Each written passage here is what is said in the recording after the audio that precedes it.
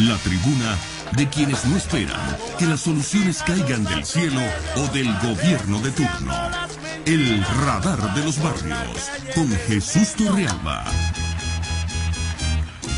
Regresamos al radar de los barrios. Bueno, compartiendo con todos ustedes esta profunda preocupación que tenemos, no solamente por la represión, porque cuando uno dice la brutal represión, la represión despiadada, la gente puede confundirse con que, bueno, aquí ha habido represión siempre, ¿no? Aquí ha habido represión en muchos otros periodos de la historia política venezolana, pero es que estamos en presencia de un nuevo fenómeno.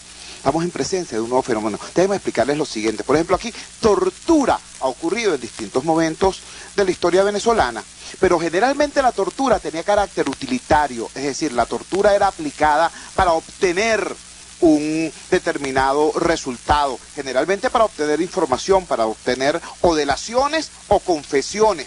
Para eso torturaban a la gente y bueno, eso convertía a los torturados en una especie de élite, ¿no? La élite de los torturados, lo digo con profundo dolor, esto no es ironía. Yo soy hijo de un preso político, chico, mi papá fue torturado, ¿ok? Entonces, lo digo con conocimiento de causa por esa razón histórica y familiar. Pero hoy estamos en presencia de una cosa completamente distinta. Hoy se utiliza la tortura, de acuerdo a los testimonios de al menos 18 casos de personas que fueron hechas prisioneras en el transcurso de estas protestas, a los cuales le fueron aplicados maltratos crueles, tortura, y uno se pregunta, bueno, pero ¿por qué van a torturar a unos muchachos que son casi adolescentes? La razón aparentemente es una sola: infundir terror, terror. Hay abogados venezolanos que están documentando cada uno de estos casos para demandar al gobierno venezolano ante los organismos internacionales. Y uno de esos abogados es Elenis Rodríguez, la presidenta de Fundesi. Elenis, conocida en los barrios de Caracas como Mayita, es una abogada que, bueno, ahí fue donde yo la conocí, pues, luchando, trabajando, apostando por los más humildes y dándole respaldo jurídico a quien no tenía cómo pagarlo. Así fue como conocí yo a Elenis Rodríguez y la tenemos en línea. Elenis, gracias por atender nuestra llamada. Cuéntanos, ¿cómo es esta situación? ¿En qué se diferencia esto que estamos viendo nosotros en estos momentos de pasadas situaciones similares? ¿Y cuál es el sentido de esta demanda que entiendo se está sustanciando, se está documentando? Buenos días. Buenos días.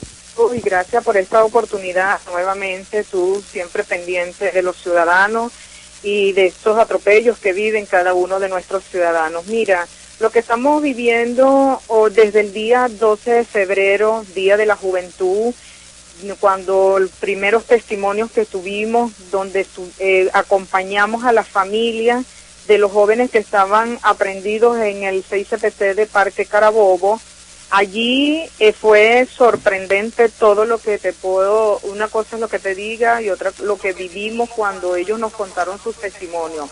Muchachos que de los cuales hoy 6 están privados de libertad en Polichacao, arrodillados, esposados, pegados contra la pared, como los golpeaban, pero de una manera brutal, que cómo tú te defiendes cuando tú estás arrodillado, pegado contra la pared y esposado. Muchos de esos jóvenes fueron rociados con gasolina, donde tenían que humillarse ante ese órgano apresor, decirle por favor no me queme. Un joven fue tan vilmente torturado en sus golpes que no se conformó ese funcionario de hacerle el daño psicológico que le hizo, sino que lo amenaza y cumplió su amenaza, lo mete en una celda y le digo, te voy a meter en una celda para que te viole. Gracias que las personas que estaban en una celda por delitos comunes le dijeron al estudiante, tranquilo chamo, no te vamos a hacer nada. Todo fue tan dantesco lo que vivieron esos muchachos, periodistas. Tenemos la prueba fundamental de ese reportero gráfico Juan Camacho, quien fue vilmente o brutalmente golpeado para despojarlo de su implemento de trabajo, que es su cámara, y la cámara se la regresan pero sin la memoria, que es donde está la prueba, donde sale quién mató al estudiante Basilda Costa, quién destrozó las instalaciones del Ministerio Público y quiénes fueron los que dañaron las unidades del 6CPC. pero como estos estudiantes fueron aprendidos en las adyacencias de Parque Carabobo, ellos son los que tienen que pagar la culpa de los enviados del gobierno nacional. Yo, y te lo digo así porque yo no he visto todavía un encapuchado armado, potencialmente armado, ser aprendido por ningún órgano aprensor. Es más, los mismos Guardia Nacional, muy disimuladamente, cuando uno les reclama, pero con respecto a estas personas, ellos dicen que ellos no pueden hacer nada. O sea, es una orden que aquí a los jóvenes y los adultos que están con sus rostros descubiertos son los que tienen que pagar la culpa de los violentos pagados por el gobierno rojo que tenemos. Y te voy a decir algo, las detenciones no solo son arbitrarias, son aleatorias.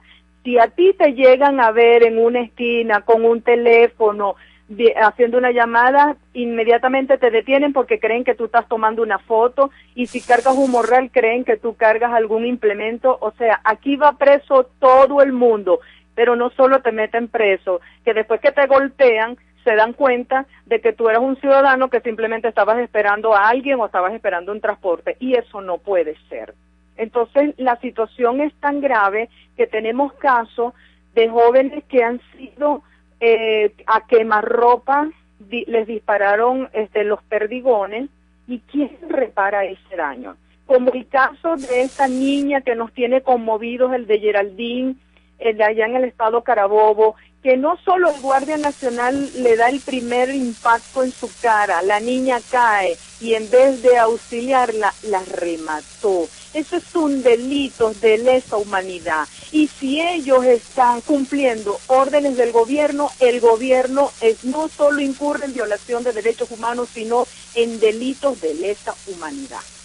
Muchísimas gracias. Era la doctora Elenis Rodríguez, presidenta de la Fundación de Defensa del Ciudadano, Fundesi, una de las organizaciones defensoras de los derechos humanos que, repito, están documentando todas y cada una de estas atrocidades perpetradas contra los estudiantes y contra el pueblo, porque José Alejandro Márquez no era estudiante, era un señor de 45 años de edad que estaba frente al edificio donde vivía, simplemente tomando fotografías de la represión. Bueno, esto es lo que está pasando. Ahora hay otro punto importante en la agenda, yo diría que fundamental, pero que este tema de la violencia desaforada, de la violencia desmesurada, lo opaca, que es el tema económico. Señoras, señores, hoy amanecimos en el país con el anuncio de la libreta de racionamiento, y no precisamente en las instalaciones comerciales de la red privada, sino en las instalaciones, en la red pública, en Pedeval. Ahora resulta que van a montar un sistema para que usted pueda comprar, si es que puede comprar, productos de primera necesidad, de la canasta básica, una vez a la semana, en esos establecimientos, los Mercales, los Pedevales, los Bicentenarios, no sé qué cosa, y queda registrado su número de cédula y queda registrado usted allí, y si por casualidad usted lo que busca no lo encuentra, el gobierno le hace la graciosa concesión de permitirle volver a ingresar a ese mercado antes de 7 días. Esto se parece muchísimo a la libreta de racionamiento cubana. Ustedes recuerdan cuando hace 3, 4, 5 años la oposición denunciaba esto y el gobierno decía, no, eso es mentira, eso es demagogia. Bueno, resulta que esto se parece demasiado a la libreta de racionamiento, solo que es electrónica. Esta es la libreta de racionamiento del siglo XXI. Yo imagino que si no la hacen en papel es porque papel tampoco hay. Tenemos en línea a Víctor Maldonado, director ejecutivo de la Cámara de Comercio de Caracas. Víctor, bienvenido a esta tu casa, al Radar de los Barrios. Este tema, la oficialización del racionamiento, por un lado, y por otro lado, el documento de la Cámara de los Centros Comerciales. ¿Qué es lo que nos indica que está ocurriendo ya y que se va a agravar en el futuro inmediato en materia de abastecimiento? Buenos días. Buenos días, Chugo. Gracias por la oportunidad. Bueno, mira, yo creo que todas estas informaciones que tú das indican el colapso del modelo económico que se llama socialismo del siglo XXI. Un modelo económico que prometió abastecimiento, que prometió soberanía alimentaria, que prometió estabilidad económica, y que hoy lunes nos estamos encontrando con una nueva devaluación, con un sistema electrónico de racionamiento, y por supuesto que en todos lados nosotros apreciamos y observamos la escasez. Yo creo que no hay ninguna opción, no hay ninguna versión que pueda salvar este modelo económico, que pueda salvar a este equipo económico de una gran censura nacional y que pueda salvar al presidente Nicolás Maduro de dar todas las explicaciones, porque no es lo que prometieron. Esa no fue la oferta electoral, y mucho menos, digamos, nosotros podemos pretender que esta sea la forma de vida a la que los venezolanos queremos ajustarnos. Víctor, ha habido señalamientos en el sentido de que si en este momento hay escasez, es decir, en este momento uno va al mercado y no encuentra lo que busca, encuentras otras cosas, pero no lo que buscas, encuentras estanterías llenas todas, por ejemplo, de agua mineral o con una misma marca de cereal, medio mercado lleno, como para que no hayan los espacios vacíos, pero encuentras eso. Sin embargo, hay quienes afirman que dentro de 8 o 9 semanas no vas a encontrar ni lo que buscas ni cosas distintas, porque se va a agravar de manera considerable toda esta situación. ¿Qué opinas tú de eso? ¿O podrá la implementación del llamado SICAD 2, es decir, esta versión disfrazada del dólar permuta, aliviar este problema de abastecimiento, disminuir la escasez? Mira, yo creo que no. Yo creo que el gobierno está atrapado en una mentira que quieren cubrir, digamos, una inmensa tragedia. Y es que el gobierno no tiene cómo sostener la economía nacional porque ha administrado mal el país, porque no tiene disciplina fiscal, porque hace mucho tiempo ya perdió la lógica de las prioridades, porque este es un gobierno cuya economía se ha corrompido hasta ser absolutamente procesable desde el punto de vista ético y moral, y porque además el gobierno ha perdido vínculo con las dimensiones, con lo que significa mantener a un país de 29 millones de venezolanos. No hay, la devaluación no produce nuevos dólares, solo encarece el costo de la vida de los venezolanos. Y SICAD 2 no es ninguna otra cosa que otra devaluación. El gobierno quiere hacerse loco con Cadivi y dejar allí lo más elemental, traspasar lo que no pueda a SICAD 1 y dejar el resto de la economía en SICAD 2. Pero en el fondo, el gobierno está entrampado porque PDVSA no puede ni con Cadivi, mucho menos con SICAD y mucho menos con SICAD 2.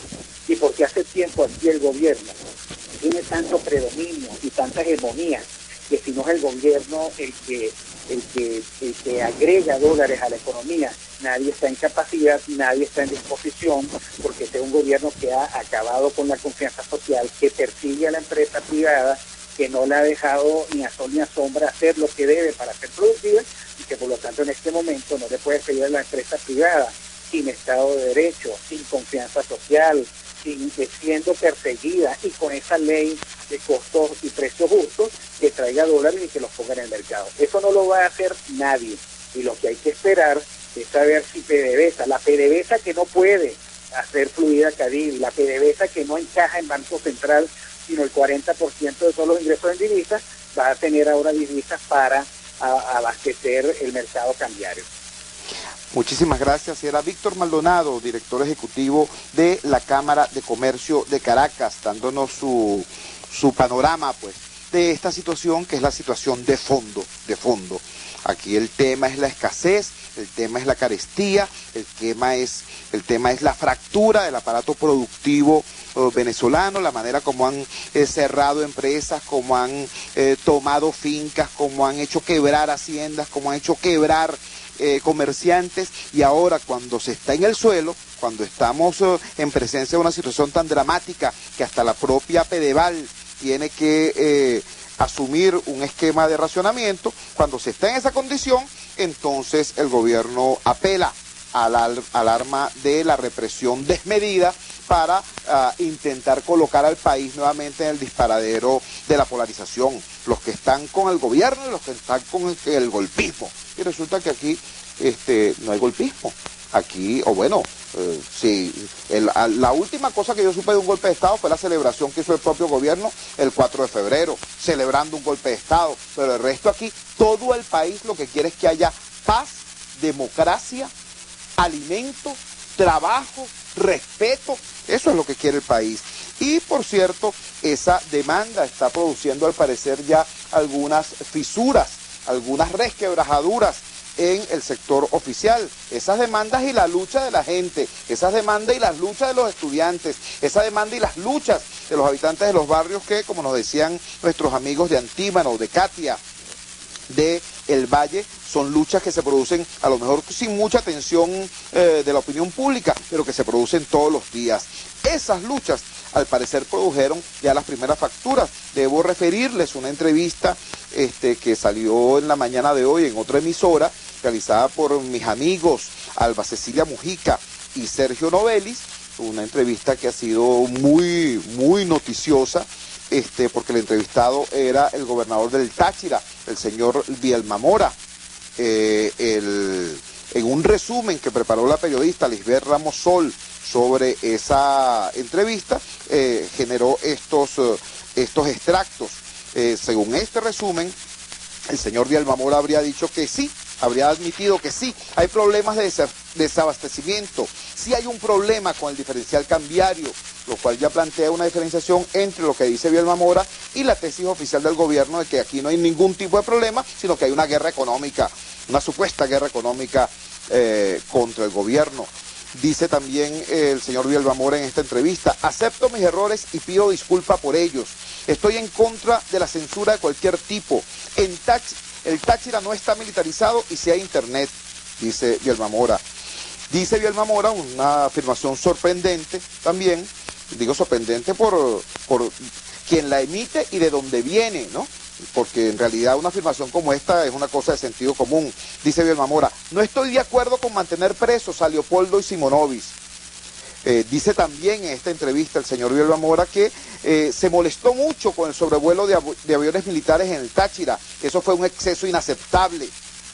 Imagínense ustedes esta perla que extrae la periodista Lisbeth Ramos Sol en el resumen que hace de la entrevista de Vielma Mora realizada por los periodistas Sergio Novelli y Alba Cecilia Mujica en la mañana de hoy. Dice Vielma Mora: no pongo mi cargo a la orden porque podría ocuparlo alguien que no quiera paz. Realmente es sorprendente el tono y el contenido de estas expresiones.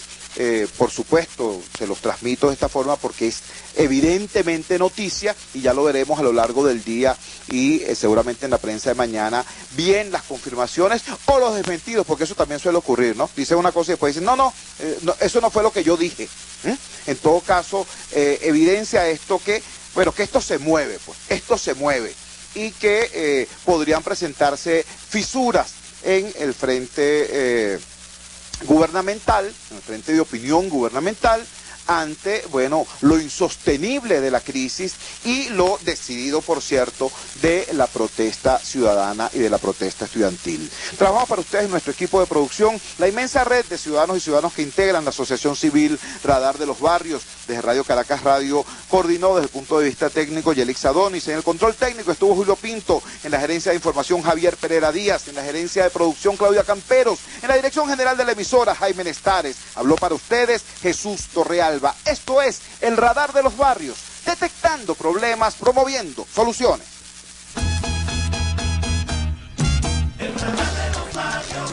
Hasta aquí esta transmisión de El Radar de los Barrios. Arriba, donde casi nunca está la policía, donde rara vez sube el aseo urbano, donde solo de vez en cuando llega el agua.